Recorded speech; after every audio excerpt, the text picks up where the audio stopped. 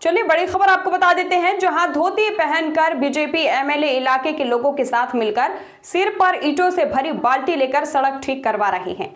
ऐसी ही एक अनोखी तस्वीर मालदा के गाजोल विधानसभा क्षेत्र के बीच में बसे पाताल सिंह गांव में देखने को मिली। बताते चले कि एमएलए चिन्मय देव बर्मन इलाके के लोगों के साथ मिलकर अपनी पहल पर सिर पर ईंटों से भरी बाल्टी लेकर खराब सड़क ठीक करवा रहे हैं। वोटिंग की दहलीज पार करने के लिए अपनी पसंद के कपड़े पहनने का कंपटीशन।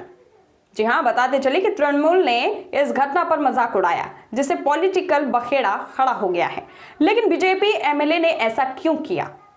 मालूम हो कि गजोला के बीच में बसे पाताल सिंह गांव में सड़क की हालत बहुत खराब है। आजादी के बाद से ही उस गांव में कभी पक्की सड़क नहीं बनी। लंबे समय से इलाके के लोग सड़क की मांग कर रहे थे। फायर ब्रिगेड या एम्बुलेंस गांव में नहीं आ सकती। मॉनसून में तो हालात बहुत खराब हो जाती है, गाड़ियों की तो बात ही छोड़ दीजिए। सड़क पैदल चलने लायक भी नहीं है। लेकिन अलग अलग समय और अलग अलग इलाकों में किए गए वादों के बावजूद सड़क नहीं बनी। कुछ दिन पहले एमएलए चिन्मय देव बर्मन को श्री रामचंद्र पूजा के मौके पर उस गांव में बुलाया गया था। आपको बताते चले कि इलाके के लोगों ने सड़क की मरम्मत की मांग की थी। उसके बाद उन्होंने खुद करीब 2 लाख रुपए की लागत से टूटी ईंटों से सड़क की अस्थायी मरम्मत का इंतजाम किया। वे स्थानीय लोगों के साथ मजदूरी करने पर भी उतर गए। लेकिन जब यह तस्वीर सामने आई तो सवाल उठता है कि एमएलए इतने समय से क्या कर रहे थे। যেখানে কাজ করতে গেছেন সেটা বিজেপি অধ্যুষিত অঞ্চল। ওই নিজেও বিজেপির থেকে এমএলএ পাস করেছেন, এখানে এমএলএ উনি আছেন। তো মাননীয় মহাশয়ের কাছে আমার রিকোয়েস্ট, উনি এখন ওই যেমন খুশি তেমন সাজো প্রতিযোগিতায় নেমেছে। কোনো সময় ডালেই নিয়ে চলে যাচ্ছেন, কোনো সময় ধুতি পরে চলে যাচ্ছেন। পাগলে কিনা বলে ছাগলে কিনা খায়, এরকম পরিস্থিতি। আগামী দিনে ভোট বৈতরণী পার হওয়ার জন্য এটা করছেন উনি। কিন্তু গাজলের সুস্থ সমস্ত মানুষ, বুদ্ধিজীবী মানুষ জানে যে যারা কর্মকে করছে এবং কাজকে করছে না। আমাদের পশ্চিমবঙ্গের মাননীয় মুখ্যমন্ত্রী মমতা ব্যানার্জি যেভাবে উন্নয়নের মহাকর্মযজ্ঞ শুরু করেছেন, রাস্তাঘাট থেকে শুরু করে পানীয় জল থেকে শুরু করে ওই যে মাঝারি অঞ্চলে আমাদের প্রচুর পরিমাণ কাজ হয়েছে এবং আগামী দিনে হচ্ছেও, বর্তমানেও হচ্ছে। তো এটা ওনার কোনো ব্যাপার না। উনি এখন বিভিন্ন সময় বিভিন্নভাবে অভিনয় করছেন আর প্রতিযোগিতায় নেমে গেছেন। তাতে গাজলের মানুষের কিছু হবে না। এখানকার মানুষ সুস্থ মস্তিষ্কের মানুষ দিদির সাথে আছে, আমাদের সাথে আছে, আমাদের পাশে আছে। পঞ্চায়েতের অন্তর্গত পাতাল সিং গ্রাম, আর সেই পাতাল সিং গ্রামে উপস্থিত রয়েছি। এই গ্রাম বা জনবসতি দেশ স্বাধীনের সময় থেকে চলে আসছে। রাজবংশী এবং আদিবাসী সম্প্রদায়ের মানুষের বসবাস এই এলাকায়। মূলত আমি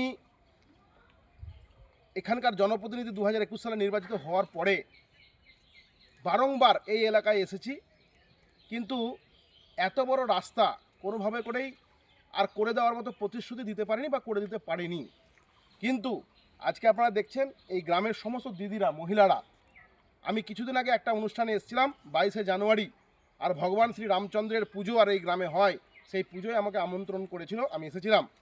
এবং এই রাস্তার বেহাল দশা আবার আমার চোখের সামনে আসে এবং এই পাড়ার এই সমস্ত মায়েরা, বোনেরা, দিদিরা আবদার করে যে তাদের কোনো রকম অসুখ বিসুখ হলে হসপিটাল যেতে, ছোট ছোট বাচ্চাদের স্কুলে পাঠানোর জন্য গাড়ি, স্কুলের গাড়ি আর এই এলাকায় ঢুকতে চায় না, বা বিভিন্ন নিত্যনৈমিত্তিক কাজের জন্য, যাতায়াতের জন্য প্রচণ্ড অসুবিধা হয়। আর সেই জন্যই তারা আমাকে দাবি করেছিল যে এই রাস্তাটা মেরামত করতে হবে। আমি তাদের কথা দিয়েছিলাম সেই ভগবান রামচন্দ্রের সেই পুজোর দিন 22শে জানুয়ারি যে এই রাস্তাটা আমি করব বা করে দেওয়ার ব্যবস্থা করব। আমি ব্যক্তিগত উদ্যোগে, সম্পূর্ণ ব্যক্তিগত, এমএলএ বিধায়ক ফান্ড নয়, ব্যক্তিগত উদ্যোগে আমি এই গ্রামের মানুষদের, গ্রামের মায়েদের, বোনেদের পঞ্চায়েতের সাহায্য নিয়ে আর এই গ্রামের এই রাস্তাটি মেরামতের কাজে আজকে আমরা সমবেত হয়েছি। আমরা নিজেরা শ্রম দিচ্ছি, গ্রামের এই দিদিরা, মায়েরা, বোনেরা তারা শ্রম দিচ্ছে, গ্রামের যুবক ভাইরা তারা শ্রম দিচ্ছে।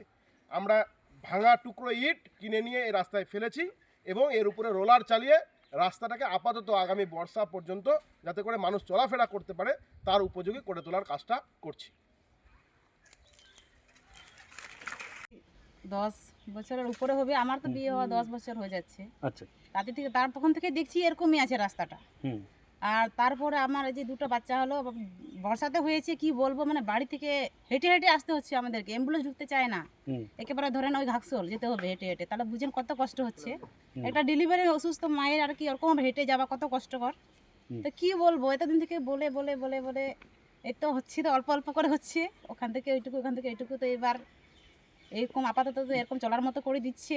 তো আশা করবো পরবর্তীতে আমাদের যারা আছেন, মানে আমাদের উপরে যারা আছেন লেভেলে, তারা একটু দেখবেন আমাদের অসুবিধাগুলো আর একটু তো বলছি আজকে পাকা যে করার চেষ্টা আজকে যে করবেন। রাস্তা, এই যে রাস্তার বিষয়টা বলে। আমরা 22শে জানুয়ারি করেছিলাম, তো এমএলএ সাহেব এসেছিলেন, দেখে গেছেন রাস্তা খুব খারাপ। তারপরে এমএলএ সাহেব উদ্যোগ নিয়েছে যে কিছু টুকরা দিলে একটু সমস্যার সমাধান হবে, তো উদ্যোগ নিয়ে করেছে আমাদের সঙ্গে। তাও কাজ চলছে এখন টুকরা দিয়ে। তো আপনার গ্রামবাসী মিলে কাজ করছে? হ্যাঁ, আমরা সবাই মিলে গ্রামবাসী মিলে করছি কাজ। আপনার নাম? দীপক সরকার, আপনি এখানকার মেম্বার।